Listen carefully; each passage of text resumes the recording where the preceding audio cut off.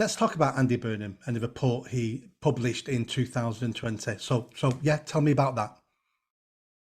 Well, I think it's important to say that after I resigned at the end of 2012, I constantly spoke out about the failures. I was like a broken record.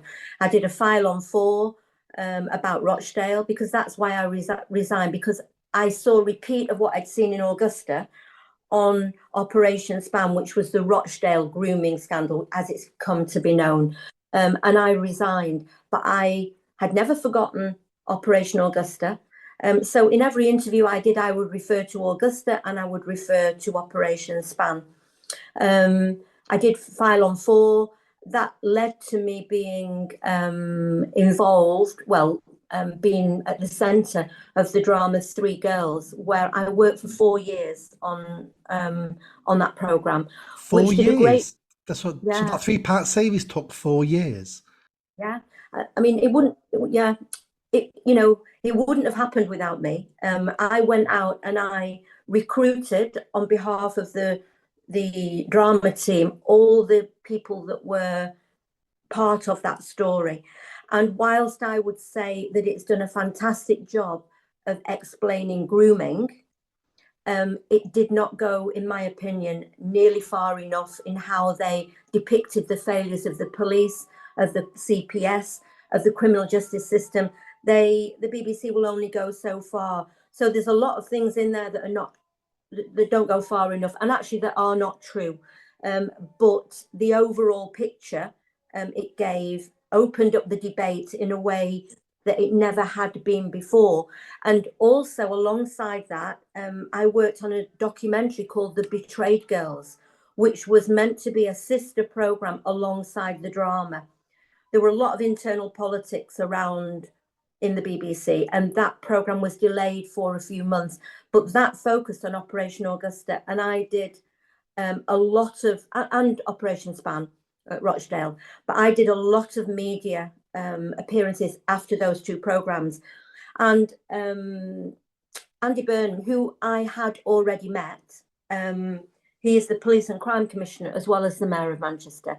He heard me, he tells me that he heard me on a radio programme one afternoon going on about Augusta and how they'd shut a job down where we had 100 offenders on a database. GMP had neglected the duty. They knew this was happening. And I actually think that he probably thought I was telling lies, is my God's honest truth. And because I've rattled so many cages, maybe even thought, we're going to get her, we're going to sort her out, because I was being listened to. So he put together an independent review team, led by 2, I think, are really good guys.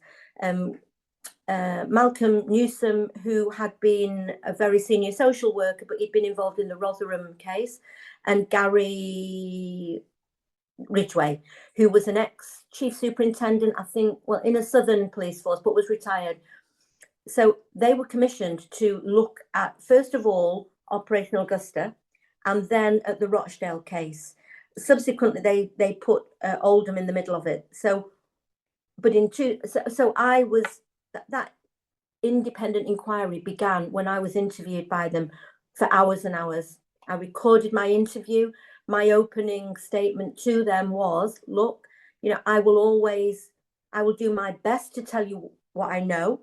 I will tell you the truth, but from my experience up to here, I've learned to hope for the best, but expect the worst. Now, I didn't really expect anything to come of it, Gary, but it did. And in 2020, I was interviewed. I put them in touch with other victims, but Gary, as an ex-cop and as an ex-senior cop, was able to go into the GMP systems, the home system, which is a database. You can't delete anything off there once it's on. He scrutinized that. They did a really thorough investigation, and they 100% backed what I had said. And the findings of that review was, there was a big press conference, which GMP wouldn't attend. They held their own press conference. But that review reported that back in 2005, the Gold Command Group in GMP looked at Operation Augusta, and they deliberately and knowingly closed that investigation down. And the official reason in that report that was published was that they were not prepared to put the necessary resources into it. I find that shocking, criminal neglect, and disgusting. And even I was shocked about that. But that 5 senior officers, I think it was 4 or 5, whose names I know, but I won't say here, were then referred to the IOPC. And I cooperated with that inquiry as well. That's the Independent Office for Police Conduct. As people who know the police will know, the police investigate the police.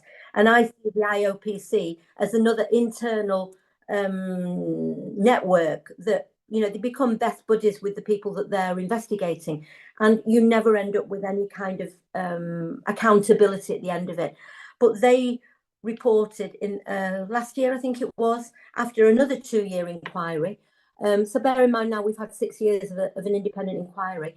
Whilst they published and acknowledged the veracity of Burnham's independent review, they said that the 5 officers who were named as being present, 4 of them present in that meeting where the decision was made, all refused to be interviewed.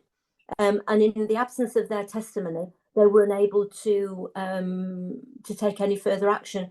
So those officers made a decision to abandon those children, allow those abusers to go free, continued to abuse for another 15 years. GMP have now been forced to reopen that original investigation, renamed it Operation Green Jacket, but nobody will be held to account. And for me, that is wrong. And we have to change the law to ensure that that can't happen. I would be saying, well, if none of them will say who made that decision, then they should all be charged with neglect of duty. You know, a bit like in a murder trial, when you get a conspiracy, if you get 2 guys who, you know, one of them has murdered somebody and they will not speak, they both get charged with murder. It's joint enterprise. So that's why I have no faith in the system. I hear that, you know, everything that's going on in the Met right now. I hear the commissioner there making all these statements, and I know that at the end of the day, they are above the law in many respects, and I would like to see that change. I would like to see a senior officer held to account in a court of law, and I truly believe that should that happen, every single chief constable would make decisions in a different way, because they would consider what might happen to them further down the road. And I do think they should lose their pension. If they are found guilty of gross neglect of duty, of misconduct in a public office, they are in a position of trust. As a country, we depend on them to have ethics, to act with integrity, to be honest, to be working on behalf of the country and of the victims who need them. And if we know that they are not doing that, then I would throw the book at them. I would, because they are getting away with murder in many respects. And I think that is unforgivable. It is unforgivable. The way you change people is you make it personal to them. So if chief constables are making poor decisions, if it then affects them down the line and they're held accountable and they lose their job, they're depromoted, depending whatever the issue is, that's how we get change in these organizations.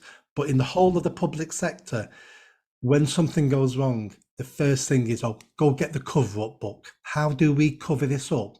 Not for my benefit, but for the reputation of the organization. We have it in the NHS, we have it at the council, we have it absolutely everywhere. Can you name one government report, one government inquiry that ever led to someone being punished or someone being held accountable? No. You know what, Nick, I can't. And I've been involved in quite a few independent reviews now. I have to say that the Augusta review blew me away. I'm hoping that Opspan review will reveal the same honesty. The Oldham review, which I wasn't really involved in other than with one victim, has had a lot of criticism.